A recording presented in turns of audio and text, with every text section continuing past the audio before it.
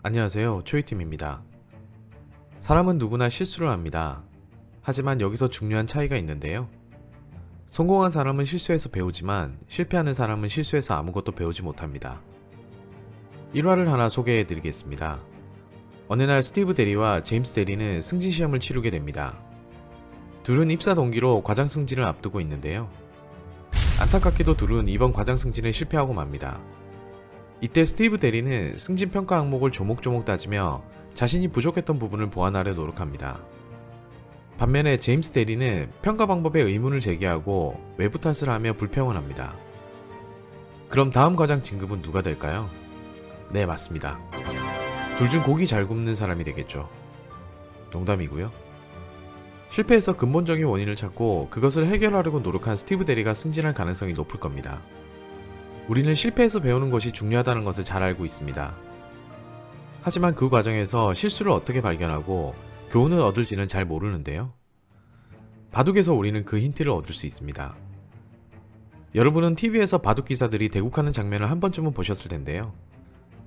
전문 기사들은 바둑 대국을 끝내고 자신이 두었던 바둑을 처음부터 순서대로 다시 재현해 봅니다. 이것을 바둑에서는 복기라고 하는데요. 복기는 복습이자 미래를 위한 설계라고 얘기합니다.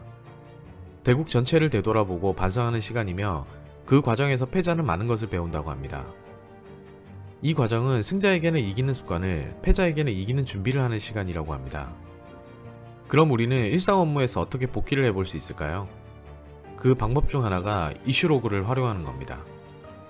이슈로그는 프로젝트 과정에서 발생되는 주요 이슈가 기록된 리스트입니다. 여기서 주요 이슈란 프로젝트의 일정과 성과에 부정적인 영향을 줄 수 있는 모든 사건을 말하는데요. 우리에게 이슈로그와 같은 과거를 기록할 수 있는 도구가 필요한 이유는 인간은 당시 실수를 했더라도 시간이 지나면 잊어버리고 맙니다. 다시 그때를 회상하며 반성하려고 해도 그 상황이 구체적으로 떠오르지 않아 그냥 지나치는 경우가 대부분인데요. 이 때문에 같은 실수를 반복하는 잘못을 범하게 됩니다. 그래서 당시 상황을 구체적으로 기록하는 것이 매우 중요한데요. 이것이 우리가 이슈로그를 작성하는 이유입니다. 그 작성법은 설명란 링크를 통해 확인하실 수 있습니다. 꼭 한번 다운받으셔서 활용해 보시기를 추천드립니다. 토마스 에디슨은 나는 실패하지 않았다. 단지 성공하지 못한 1000개의 방법을 발견했을 뿐이다 라고 얘기했습니다. 에디슨의 말처럼 성공을 위해서는 실패를 하나의 과정으로 수용하는 자세가 필요한데요. 실패는 인생의 과정입니다. 따라서 실패해서 배우고 같은 실수를 반복하지 않는 것이 성공의 차이를 결정하는 것이라고 생각합니다.